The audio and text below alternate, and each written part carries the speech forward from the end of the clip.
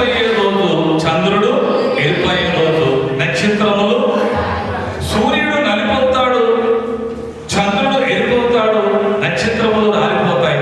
అంటే ప్రతి వెలుగు కూడా తన కాంతిని ఏం చేస్తుందంటే పోగొట్టుకుంటుంది. కానీ యేసుక్రీస్తు వారిని ఈ ప్రకాశమైన వెలుగు యొక్క ఎన్నడను ఆయన ఏం చేస్తారైనా ప్రకాశిస్తూ ఉంటారు. దేవుని స్తోత్రం, హల్లెలూయా. ఆరిపోని వెలుగు ఎవరు చెప్పండి? యేసు ప్రభువారు. ఇప్పుడు యేసు ప్రభువారు ఎవరై ఉన్నారు అమ్మా? ఆయన ఎవరు చెప్పండి? ప్రకాశమానమైన వేకువ చుక్క. ఈ వేకువ చుక్క అయిన యేసు ప్రభువారు ఏం చేస్తున్నాడు? ఆయన యోహాను గారు 1:9 ఏమన్నారు?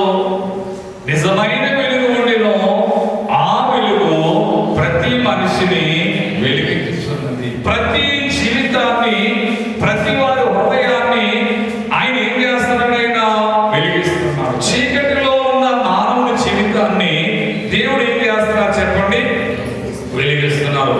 యేసుక్రీస్తు వారు మన ప్రభువు అయినటువంటి దేవుడు ఎవరు చెప్పండి? వెలుగైన దేవుడు. ఎవరు చెప్పండి? ఆయన వెలుగైన దేవుడు. ఆయన వెలుగైన దేవుడు మానవుని యొక్క జీవితాన్ని ఏం చేస్తున్నాడు? ఆయన వెలిగిస్తున్నాడు. మత్తయి సువార్తలో ఒక వచనాన్ని మనం జ్ఞాపకం చేసుకుందాం. మత్తయి సువార్త 4వ అధ్యాయం. మత్తయి సువార్త 4వ అధ్యాయం 12వ వచనం నుండి. యోహాను చెరపట్టబడినని యేసు విని గలిలయకు తిరిగి వెళ్ళి నజరేతు విడిచి జెబూలూను, నఫ్తాలీను దేశముల ప్రాంతములలో సముద్ర తీరమందలి కపెర్నహూమునకు వచ్చి కాపుకొనెను. జెబూలూను దేశమును, నఫ్తాలి దేశమును, యోర్దాను ఆవరణ సముద్ర తీరమున అన్య జనులు నివసించు గలిలయయు చీకటిలో కూర్చుని ఉన్న ప్రజలను గొప్ప వెలుగు చూచిరి. మరణ ప్రదేశములను, మరణ ఛాయలోను కూర్చుని ఉన్న వారికి వెలుగు ఉదయించిన దేవునికి మహిమ కలుగును గాక. యేసు ప్రభువారు ఏ ప్రాంతంలో ఉన్నారో ఆ ప్రాంతంలో ఏం ఉదయించిందట? వెలుగు.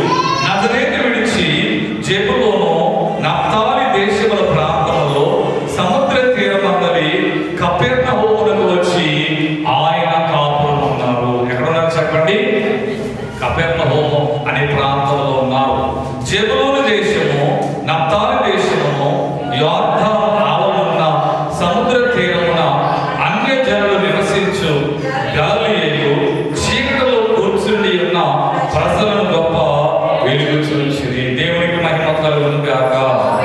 మరణ ప్రదేశములో, మరణ ఛాయలో కూర్చుని ఉన్న వారికి వెలుగు ఉదయించెను. అంటే దేవుడు యేసు ప్రభువారు ఏ ప్రాంతంలో సేవ చేశారు, ఏ ప్రాంతంలో సువార్త చేశారు, ఏ గ్రామాలకు వెళ్ళారు, ఏ పట్టణానికి వెళ్ళారో ఆ ప్రాంత మనుషుల జీవితములన్నీ ఏమైనవి అమ్మా? వెలుగు ఉదయించింది. అంటే వారి జీవితాలు దేవుడు ఏం చేశారు? వెలిగించారు. దేవుడు ఎక్కడున్నారో అక్కడ వారి కుటుంబాలకు, వారి జీవితాలకు ఏం కలిగి చెప్పండి? వెలుగు. అందుకే వచనంలో చక్కని మాట ఉంది. దేవుడు ఉన్న ప్రాంతములు, ఆ ప్రాంత ప్రజల జీవితాలు ఏం చేయబడ్డాయి? వెలిగించారు. చీకటిలో మరణ ఛాయలో ఉన్న మానవుని జీవితాన్ని వెలిగించడానికి యేసు ప్రభు వారి లోకానికి వచ్చారు. ఎలా వచ్చారైనా? వెలుగుగా వచ్చెను.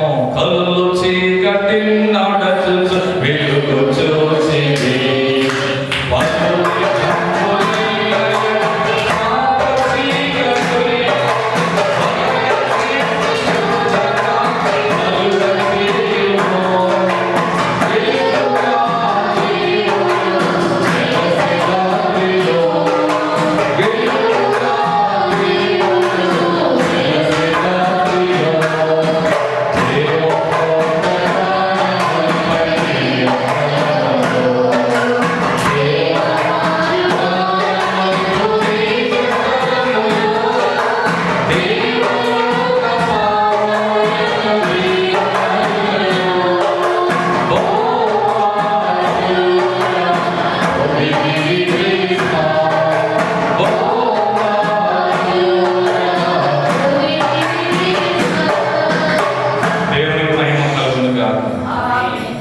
వెలుగుగా ఆయన లోకంలో వెలిసారట. ఎలా వెలిసారు చెప్పండి?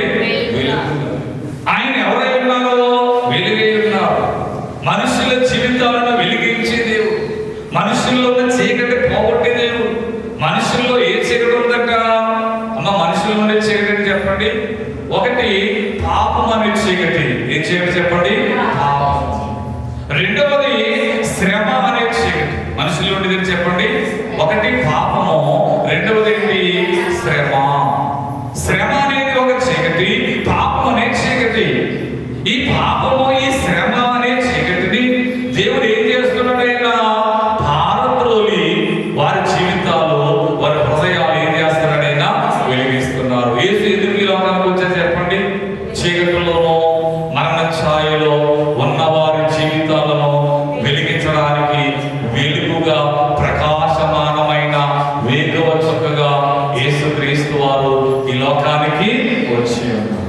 కనుక మొదటి నక్షత్రం ఏంటి చెప్పండి? చెప్పాలి. ఆకాశ నక్షత్రము. రాత్రి కాలం ఏం చేస్తుంది? ప్రకాశిస్తుంది. అలాగే రెండవ నక్షత్రం ఏమిటంటే యేసుక్రీస్తు వారు అనే నక్షత్రం. ఆయన ఎవరై ఉన్నారు చెప్పండి? ప్రకాశమానమైన వేకువ చుక్క. ఈ వేకువ చుక్క అయిన ప్రభు వారట ప్రతి మనిషిని ఏం చేస్తున్నాడు? ఆయన వెలిగిస్తున్నాడు. మూడవ నక్షత్రాన్ని మనం చూద్దాం. 2వ పేతురు మొదటి అధ్యాయము 19వ వచనాన్ని చదువుకుందాము. మొదటి పేతురు 2వ పేతురు మొదటి అధ్యాయము 19వ వచనం.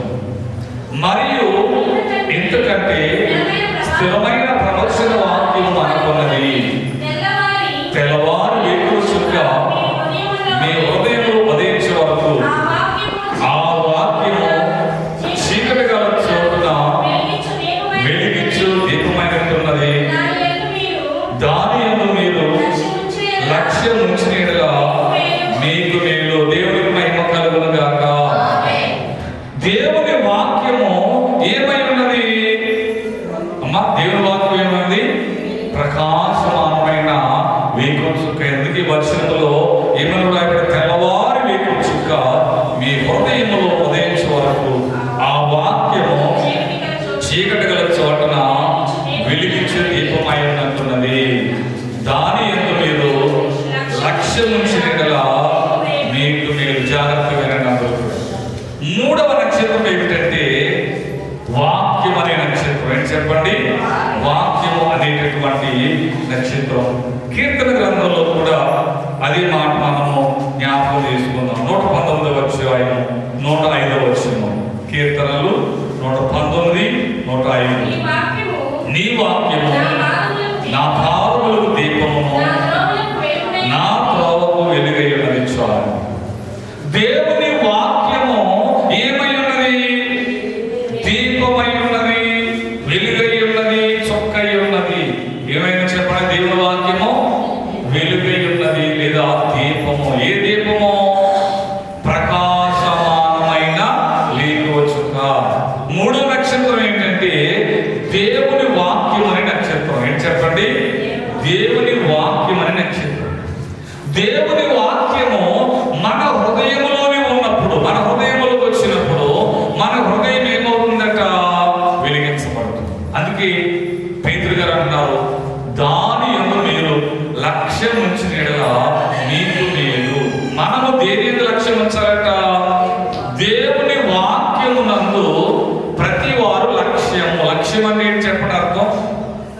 లక్ష్యం అంటే గురి. నీ గురి దేని మీద ఉండాలంటే వాక్యం మీద ఉండాలి. చాలా మంది ఒక్కొక్కరు ఒక్కొక్క విధమైన గురి కలిగి ఉంటారు. దేవుని నమ్ముకుంటారు, దేవునిలో ఉంటారు, మందిరంలో ఉంటారు, ప్రార్థనలో ఉంటారు. కానీ వారి గురి, వారి ఆలోచన దేని మీద ఉండదు? దేవుని వాక్యం మీద ఉండదు, లోకం మీద ఉంటుంది. కానీ పేతురు గారు ఏమంటున్నారు? దేవుని వాక్యము నందు మీరు లక్ష్యం ఉంచిన యెడల మీకు మేలు. అంటే మీ ఆలోచన, మీ దృష్టి, మీ గురి దేని మీద ఉండాలి? వాక్యం. ఇప్పుడు మీ అందరూ కూడా ఉన్నారు, కూర్చున్నారు. మీ గురి, మీ దృష్టి దేని మీద ఉంది? మీ ఇంటి మీద ఉందా? మీ మీద ఉందా? ప్రక్కన ఉన్న వారి మీద ఉందా? వాక్యం మీద ఉందా? దేని మీద ఉండాలి? దేని మీద ఉంటే మేలు కలుగుతుంది అన్నారు? వాక్యము నందు మీ దృష్టి ఉన్న ఎడల, మీ గురి ఉన్న ఎడల, మీ లక్ష్యం ఉన్న ఎడల మీకు మేలు కలుగును. అందుకే దేవుని వాక్యం ఎంత ఏమి కలిగి ఉండాలి? మనము ఒక గురి, లక్ష్యము, ఏకాగ్రత కలిగి ఉండాలని దేవుడి వాక్యములో సెలవిస్తున్నారు. కానీ ఎవరు వాక్యాన్ని చదువుతారో, ఎవరు వాక్యాన్ని చదువుతారో, ఎవరు వాక్యాన్ని వింటారో, ఎవరు వాక్యాన్ని వింటారో, ఎవరు వాక్యాన్ని హృదయంలో దాచుకుంటారు, వారి జీవితం ఏమవుతుందట? వెలిగించబడుతుంది. దేవునికి మహిమ కలుగును గాక. వాక్యాన్ని వినాలి, వాక్యాన్ని చదవాలి, వాక్యాన్ని గ్రహించుకోవాలి, వాక్యములు హృదయంలో ఏం చేసుకోవాలి చెప్పండి? భద్రపరచుకోవాలి. కనుక మూడో నక్షత్రం ఏంటి?